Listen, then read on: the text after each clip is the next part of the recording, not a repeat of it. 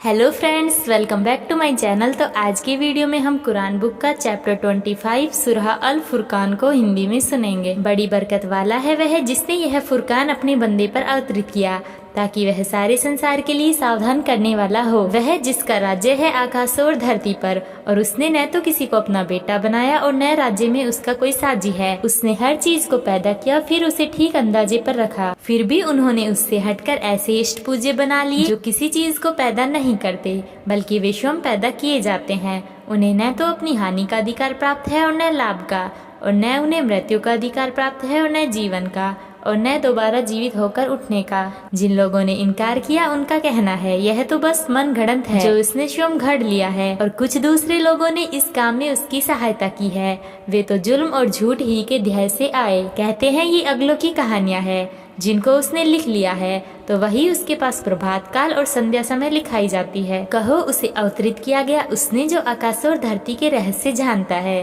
निश्चय ही वह बहुत क्षमाशील अत्यंत दयावान है।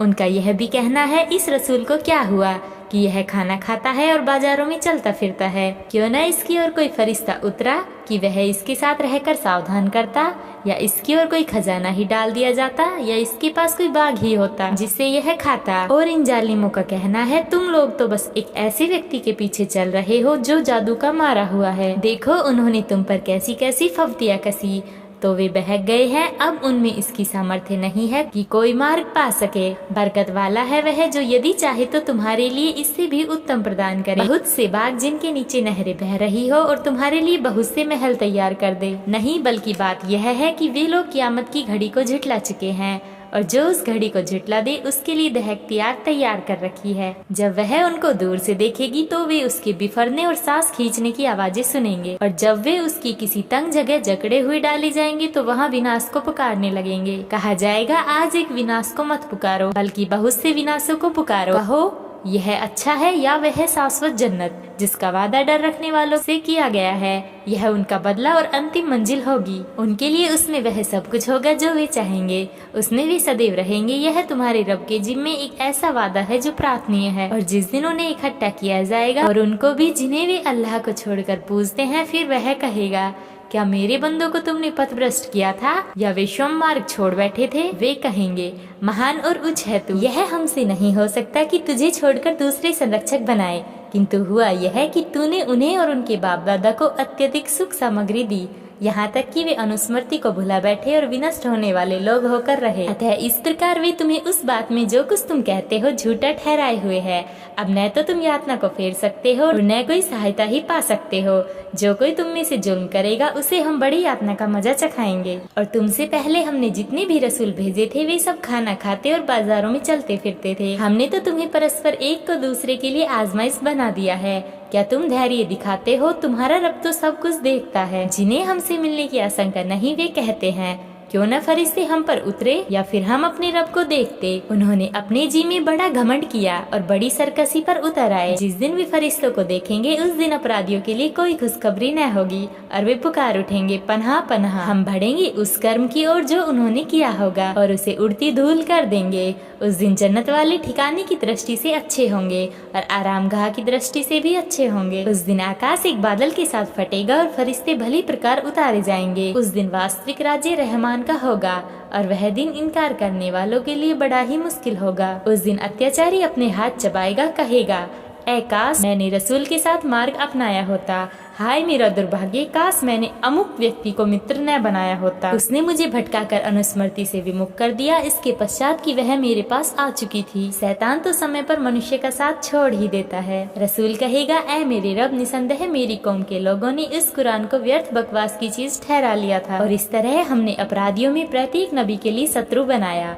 मार्गदर्शन और सहायता के लिए तो तुम्हारा रब ही काफी है। और जिन लोगों ने इनकार किया उनका कहना है कि उस पर पूरा कुरान एक ही बार में क्यों नहीं उतारा। ऐसा इसलिए किया गया ताकि हम इसके द्वारा तुम्हारे दिलों को मजबूत रखें, और हमने इसे एक उचित क्रम में रखा। और जब कभी वे तुम्हारे पास कोई आक्षेप की बात लेकर आएंगे तो हम तुम्हारे पास पक्की सच्ची चीज लेकर आएंगे, इस दशा में कि वह स्पष्टीकरण की स्पष्ट से उत्तम है। जो लोग ओधे मुंह जन्नम की ओर ले जाए जाएंगे वही स्थान की दृष्टि से बहुत बुरे हैं और मार्ग की दृष्टि से भी बहुत भटके हुए हैं। हमने मूसा को किताब प्रदान की और उसके भाई हारून को सहायक के रूप रूप में उसके साथ किया और कहा कि तुम दोनों उन लोगों के पास जाओ जिन्होंने हमारी आयतों को झुठलाया है। अंततः हमने उन लोगों को विनष्ट करके रख दिया और नूह की कौम को भी जब उन्होंने रसूलों को झुठलाया तो हमने उन्हें डुबो दिया और लोगों के लिए उन्हें एक निशानी बना दिया और उन जालिमों के लिए हमने एक दुखद यातना तैयार कर रखी है। और आद और समूद को और रस वालों को और बीच की बहुत सी नस्लों को भी विनष्ट किया। प्रत्येक के लिए हमने मिसालें बयान की। अंततः प्रत्येक को हमने पूरी तरह विध्वस्त कर दिया। और उस बस्ती पर से तो वे हो आए हैं जिस पर बुरी वर्षा बरसी, तो क्या वे उसे देखते नहीं रहे हैं? नहीं, बल्कि वे दोबारा जीवित होकर उठने की आशा ही नहीं रखते रहे हैं। वे जब भी तुम्हें देखते हैं तो तुम्हारा मजाक बना लेते हैं कि क्या यही जिसे अल्लाह ने रसूल बनाकर भेजा है? इसने तो हमें भटकाकर हमको हमारे प्रभु पूजियों से फेर ही दिया होता यदि हम उन पर मजबूती से जम न गए होते। क्या तुमने उसको भी देखा जिसने अपना प्रभु अपनी तुच्छ इच्छा को बना रखा है? तो क्या तुम उसका जिम्मा ले सकते हो? या तुम समझते हो कि उनमें अधिकतर सुनते और समझते हैं? वे तो बस चौपायों अर्थात जानवरों की तरह हैं, बल्कि उनसे भी अधिक पथभ्रष्ट। या तुमने अपने रब को नहीं देखा कि छाया कैसे फैलाई? यदि चाहता तो उसे स्थिर रखता। फिर हमने सूर्य को उसका पता देने वाला बनाया, फिर हम उसको धीरे धीरे अपनी ओर समेट लेते हैं। वही है जिसने रात्रि को तुम्हारे लिए वस्त्र और निद्रा को सर्वथा विश्राम एवं शांति बनाया और दिन को जी उठने का समय बनाया। और वही है जो अपनी दयालुता के आगे आगे हवाओं को शुभ सूचना बनाकर भेजता है और हम ही आकाश से स्वच्छ जल उतारते हैं ताकि हम उसके द्वारा निर्जीव भूभाग को जीवन प्रदान करें और उसे अपने पैदा किए हुए बहुत से चौपाए और मनुष्य को पिलाएं। उसे हमने उनके बीच विभिन्न ढंग से पेश किया है ताकि वे ध्यान दें, परंतु अधिकतर लोगों ने इनकार और अकृतज्ञता के अतिरिक्त दूसरी नीति अपनाने से इनकार ही किया। यदि हम चाहते तो हर बस्ती में एक डराने वाला भेज देते। अतः इनकार करने वालों की बात न मानना और इस कुरान के द्वारा उनसे जिहाद करो, बड़ा जिहाद अर्थात जी तोड़ कोशिश। वही है जिसने दो समुद्रों को मिलाया, यह स्वादिष्ट और मीठा है और यह खारा और कड़वा, और दोनों के बीच उसने एक पर्दा डाल दिया है और एक पृथक करने वाली रोक रख दी है। और वही है जिसने पानी से एक मनुष्य पैदा किया, फिर उसे वंशगत संबंधों और ससुराली रिश्ते वाला बनाया। तुम्हारा रब बड़ा ही सामर्थ्यवान है। अल्लाह से इतर वे उनको पूछते हैं जो न उन्हें लाभ पहुंचा सकते हैं और न ही उन्हें हानि पहुंचा सकते हैं। और ऊपर से यह भी कि इनकार करने वाला अपने रब का विरोधी और उसके मुकाबले में दूसरों का सहायक बना हुआ है। और हमने तो तुमको शुभ सूचना देने वाला और सचेत करने वाला बनाकर भेजा है। कह दो, मैं इस काम पर तुमसे कोई बदला नहीं मांगता, सिवाय इसके कि जो कोई चाहे अपने रब की ओर ले जाने वाला मार्ग अपना ले। और उस अल्लाह पर भरोसा करो जो जीवंत और अमर है, और उसका गुणगान करो। वह अपने बंदों की गुनाहों की खबर रखने के लिए काफी है, जिसने आकाश और धरती को और जो कुछ उन दोनों के बीच है 6 दिनों में पैदा किया, फिर सिंहासन पर विराजमान हुआ। रहमान है वह, अतः पूछो उससे जो उसकी खबर रखता है। उन लोगों से जब कहा जाता है कि रहमान को सजदा करो तो वे कहते हैं, रहमान क्या होता है? क्या जिसे तू हमसे कह दे उसी को हम सजदा करने लगे? और यह चीज उनकी घृणा को और बढ़ा देती है। बड़ी बरकत वाला है वह जिसने आकाश में बुर्ज अर्थात नक्षत्र बनाए और उसमें एक चिराग और एक चमकता चांद बनाया। और वही है जिसने रात और दिन को एक दूसरे के पीछे आने वाला बनाया। उस व्यक्ति के लिए निशानी जो चेतना चाहे या कृतज्ञ होना चाहे। रहमान की प्रिय बंदे वही है जो धरती पर नम्रता पूर्वक चलते हैं और जब जाहिल उनके मुंह आए तो कह देते हैं तुमको सलाम। जो अपने रब के आगे सजदे में और खड़े रातें गुजारते हैं, जो कहते हैं कि ऐ हमारे रब जहन्नम की यातना को हमसे हटा दे। निश्चय ही उसकी यातना चिमट कर रहने वाली है, अर्थात उसका दंड निश्चय ही अटल है। निश्चय ही वह जगह ठहरने की दृष्टि से भी बुरी है और स्थान की दृष्टि से भी। जो खर्च करते हैं तो न अव्यय करते हैं और न ही तंगी से काम लेते हैं, बल्कि वे इनके बीच मध्य मार्ग पर रहते हैं।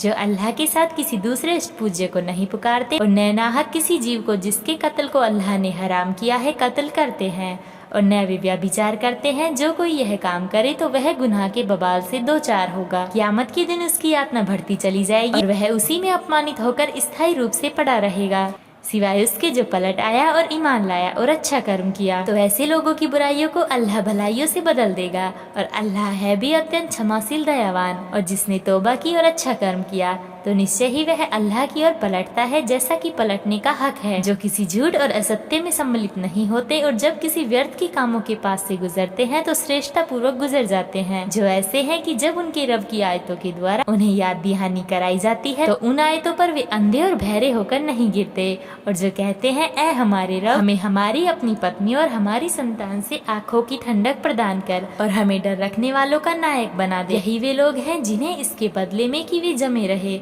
उच्च भवन प्राप्त होगा तथा जिंदाबाद और सलाम से उनका वहाँ स्वागत होगा। वहाँ वे सदैव रहेंगे, बहुत ही अच्छी है वह ठहरने की जगह और स्थान। कह दो मेरे रब को तुम्हारी कोई परवाह नहीं अगर तुम उसको न पुकारो। अब जबकि तुम झुटला चुके हो तो शीघ्र ही वह चीज चिमट जाने वाली होगी।